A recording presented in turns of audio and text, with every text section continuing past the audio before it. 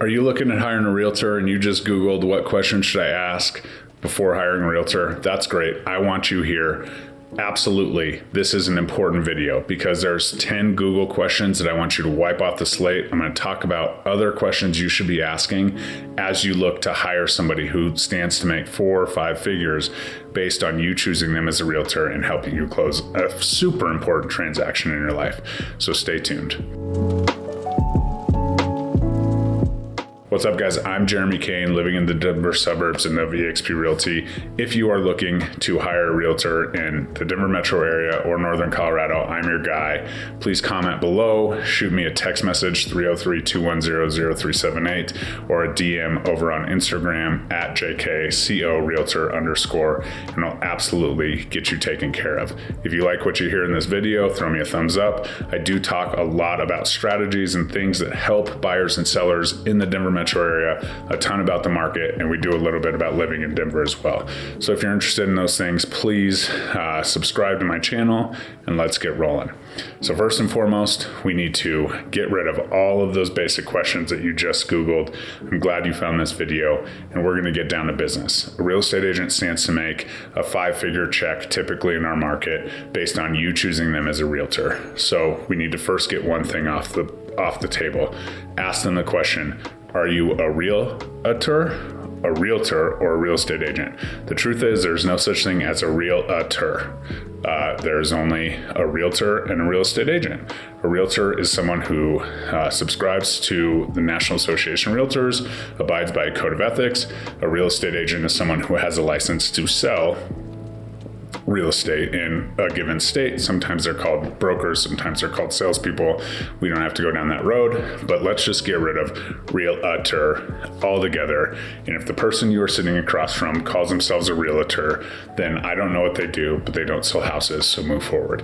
Next, we want to dive into what can they do for you. There's a lot of things that real estate agents have been doing recently as the NAR commission lawsuit came down, especially on the buy side, and people are talking about buyer consultation and buyer agency and all these things.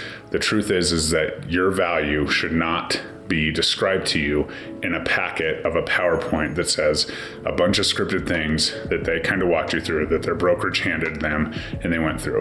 Those things are important, but there's more to this relationship than what is described in that process. Typically, that is very scripted, and absolutely educating you on the process is important, but that's not the most important thing. The most important thing is, what are they going to do for you? Right, in the long run. Okay, this $10,000 commission or whatever it comes down to is probably going to be made up in spades 10 times by you as a consumer if this person is dedicated to a relationship with you, not just for the transaction, not just for those 45 minutes in buyer consultation, not just for showing you houses, not just once you go under contract, but your entire lifespan in that home or in that real estate market. I strive to make sure that I am part of the journey, right? If I save someone $10,000 when they go to do an electrical service, that's boom, that's just on the tab, right? And it's not like I want to get paid back, but the truth is a good agent who's going to stand by you, who's going to negotiate hard for you on the front end, who's going to walk you through the closing and get everything you need there, and then keep that relationship going. That's where your money is made. That's where they can be an asset to you. They can connect you with the right people in your market to help you.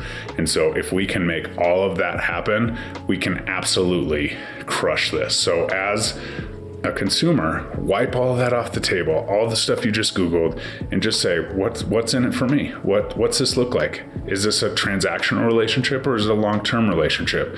You're helping me buy a house, but the day I close, if you disappear, then that's not what it is.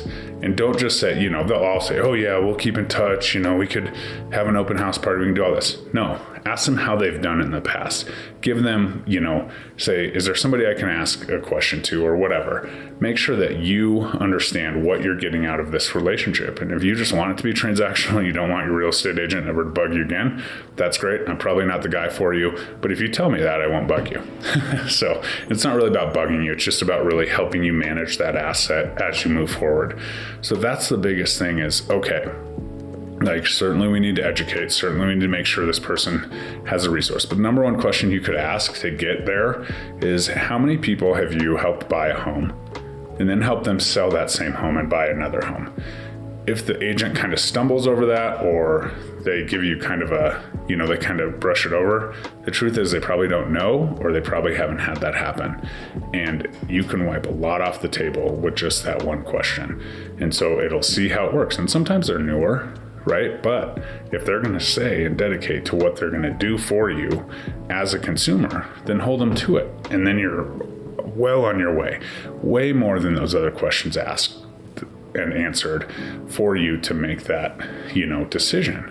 And it's huge. And sometimes your sister or your cousin is not the best choice. And sometimes they are. So make sure that when you are looking for an agent, especially in the buy side, what are they going to do for you?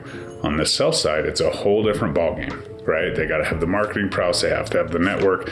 They should be marketing on social media and getting creative with marketing, especially as we see the market shift a little bit. It's not so easy to sell houses anymore. So having that, kind of background is super important.